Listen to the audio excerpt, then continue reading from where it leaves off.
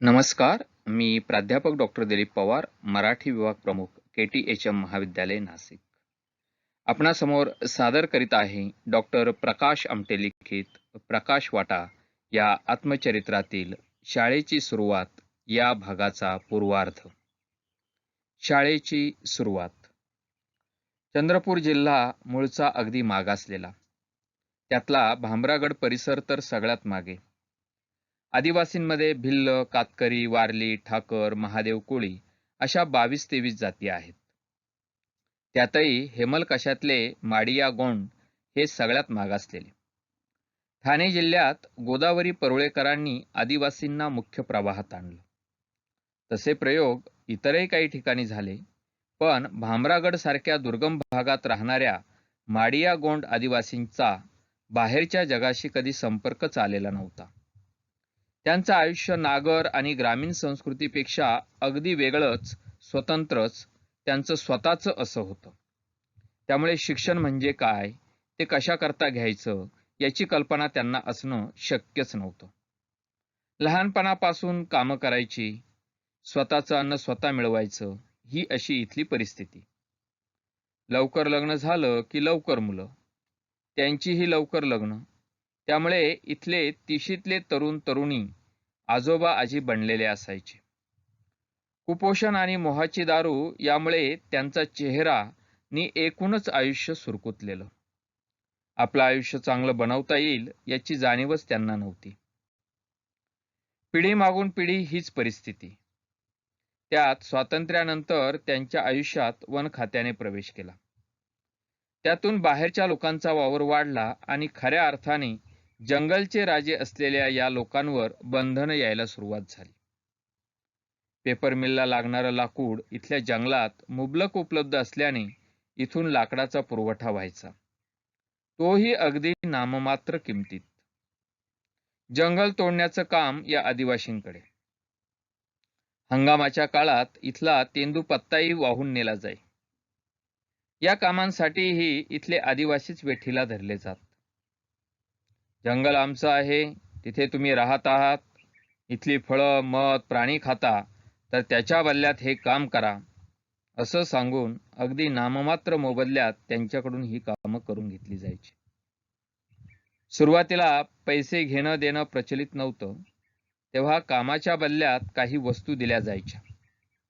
नंतर पैशाचे व्यवहार सुरू झाले, तेव्हाही तेंदूपत्त्याच्या 70 पानांच्या 100 बंडलांमागे फक्त 3 रुपये मिळायचे. नंतर या संदर्भात इथल्या लोकांनी केलेल्या संघर्षामुळे हा दर 51 रुपये, मग 101 रुपये आणि आता 151 रुपये असा वाढत गेला. आपल्या जंगलातली मालमत्ता मातीमोलाने नेली जात आहे, शिवाय त्यासाठी आपलाच वापर करून घेतला जात आहे, याची कल्पनाच या भोळ्या भाबड्या आदिवासींना नव्हती. या साऱ्या व्यवहारात त्यांचं मोठ्या प्रमाणावर शोषण होत होतं. त्यांची फसवणूक करून त्यांच्या तोंडचा घास काढून घेतला जात होता. फुटकळ मोबदल्याच्या बदल्यात त्यांचा वाटेल तसा गैरफायदा घेतला जात होता. या लोकांना या सगळ्याची जाणीव करून देणं आम्हाला फार गरजेचं वाटत होतं. पण ही जाणीव कशी करून देणार? शिक्षणामार्फत ते होऊ शकेल असा आम्हाला विश्वास वाटत होता. शाळा सुरू करावी, मुलांना शिकवावं, जंगलापलीकडचं जग त्यांना दाखवावं, मग आपोआपच त्यांना सारं कळू लागेल असं वाटत होतं. हेमलकसा प्रकल्पाचा विचार बाबांनी केला, तेव्हाही त्यांच्या डोक्यात शिक्षण हाच पहिला टप्पा होता. इथल्या स्थानिक माणसांना त्यांच्या प्रश्नांची, हक्कांची जाणीव करून देणं गरजेचं होतं. बाबांनी हा प्रकल्प सुरू केला असता तर त्यांनी कामाची सुरुवात शाळेनंच केली असती. डॉक्टर असल्याने आम्ही दवाखान्याने सुरुवात केली इतकंच. पण दवाखाना चालू लागल्यावर आणि लोकांचा विश्वास मिळाल्यावर आम्हालाही शाळेची आवश्यकता वाटू लागली.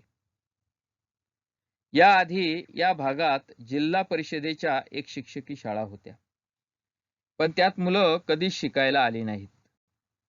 ती यावीत असे प्रयत्नही कधी केले गेले नाहीत. या शाळांतले शिक्षक बाहेरून आलेले असायचे. पगार घ्यायला त्यांना नागेपल्ली किंवा अहेरीत जावं लागायचं.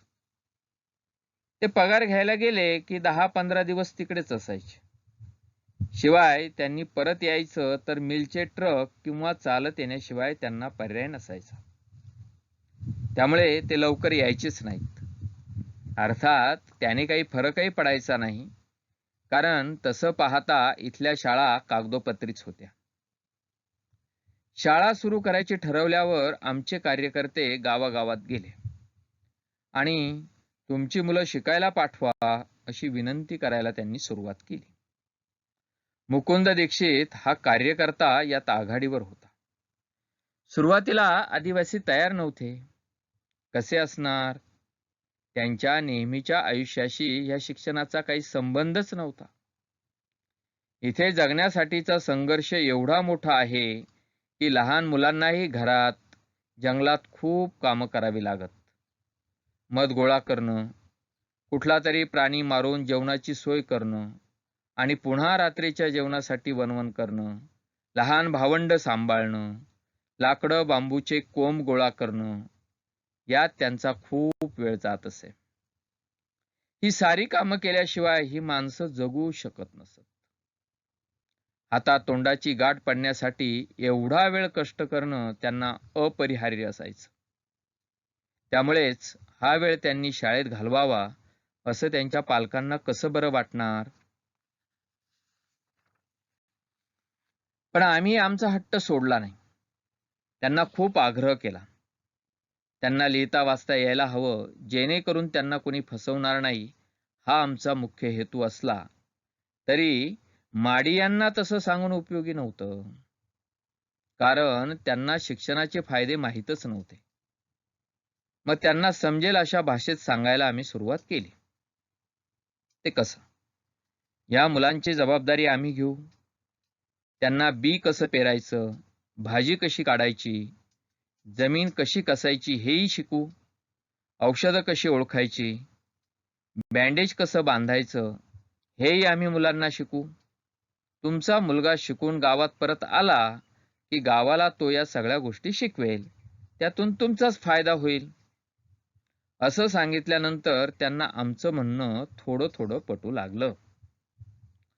ही मुलं लांब लांबून येणार असल्याने आम्हाला आमची शाळा निवासी करावी लागणार होती.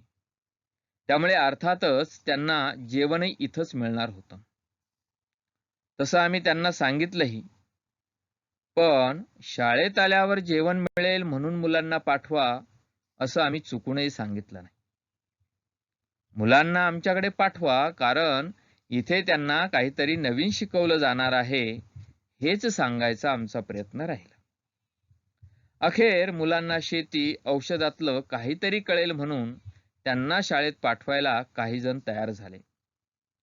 दवाखान्यामुळे आमचं जे गुडविल निर्माण झालं होतं त्याचा आम्हाला नक्कीच फायदा झाला.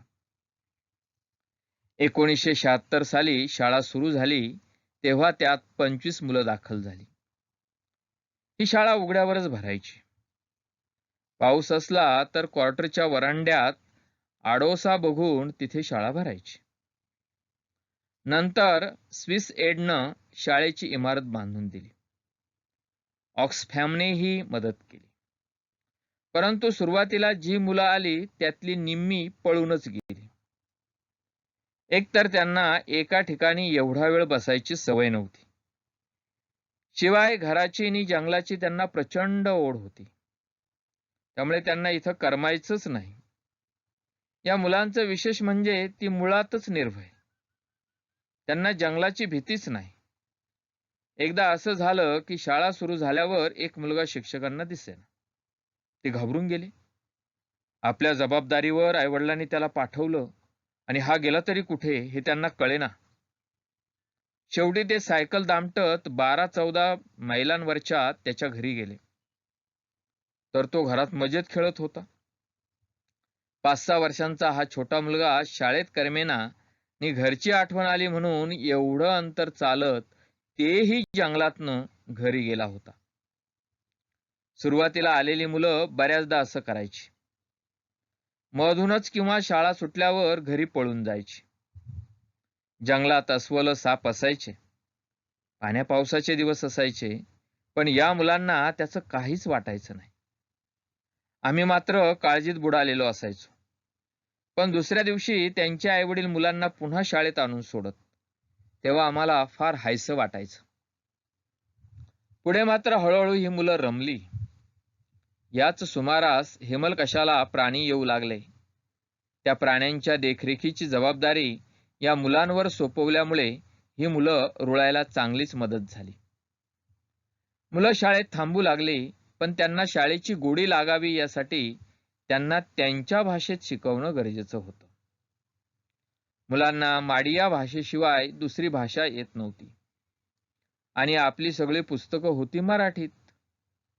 जिल्हा परिषदेच्या शाळांत मुलं न येण्याचं महत्वाचं कारण शिक्षकांची आणि त्यांची भाषा एक नसल्याने त्यांच्यात काही संवादच होत नव्हता.